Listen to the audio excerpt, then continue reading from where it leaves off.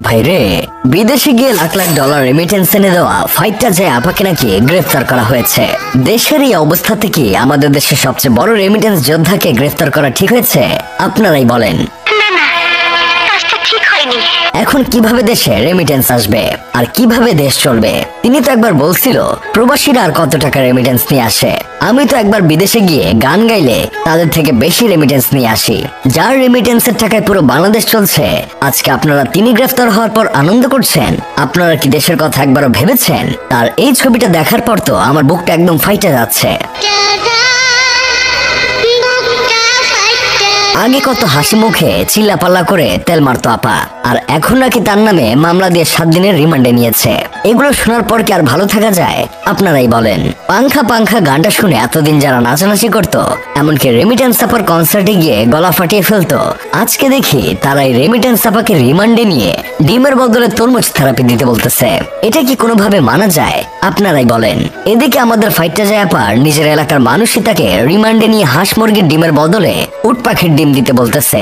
তবে থেরাপি দেওয়া ভাইদের একটা বিষয় সতর্ক করতেছি যে আপনারা তরমুজ থেরাপি দেন আর উটের ডিমের থেরাপি দেন, একটু সাবধানে দিয়েন, কারণ যখন তখন আবার কারেন্টে শক খেতে পারেন।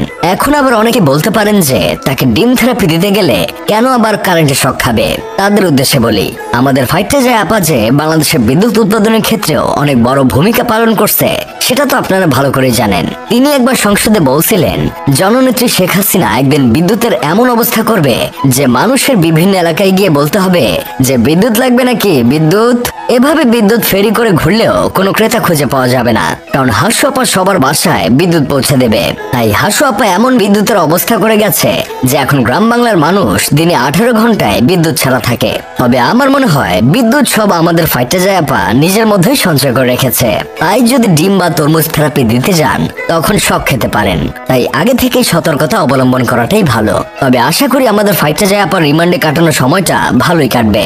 কোনো থেরাপি দিলে বলবে ফাইটটা যায়, বুকটা ফাইটা যায়। পুলিশ যখন রিমান্ডে লইয়া হালকা করে থেরাপিটা দেয়া যায়, ওরে বুকটা ফাইটা যায়। এরকম গানের সুরে রিমান্ডে থাকা পুলিশরাও ভালোভাবে কাজে মনোযোগী হয়ে উঠতে পারবে। আগে তো সংসদে গান গাইতো, দেশ বিদেশে গান গাইতো, এখন না হয় জেলখানার ভিতরে গান গাইবে। সমস্যা তো নাই। এতদিন মুক্ত মানুষদের জন্য গান গেয়েছে, এখন বন্দি মানুষদের জন্য গান গাইবে। বন্দি মানুষরাও তো একটু আনন্দ উল্লাস করতে মন চায়, তাই না? তবে জেলে থাকা আফসোস লীগের নেতাদের জন্য ভালোই হলো, এখন তারা জেলে থেকেও সংসদের ফিল পাবে, কারণ সংসদের শিল্পীটাও যে এখন জেলের ভিতরে ঢুকে গেছে। যাই হোক, শেষমেশ আমি গোলাম হোসেন একটা কাজের কথা কই। আমাদের ফাইটটা যায় আবার কয়দিন আগে জন্মদিন গেছে। তার জন্মদিনের ট্রিট যে এভাবে পুলিশ ভাইরা দিবে সেটা হয়তো তিনি কখনো কল্পনাও করতে পারে নাই। তাছাড়া রেমিটেন্স আপায় তো সব ছেড়ে দিয়ে পালিয়ে থেকে ফেসবুকে গান গেয়ে টাকা কামাতে চাচ্ছিল, কিন্তু ফেসবুক যে ভাবটা শুরু করছে তাতে এই মুহূর্তে জেলে গিয়ে গান গাওয়াটাও ভালো।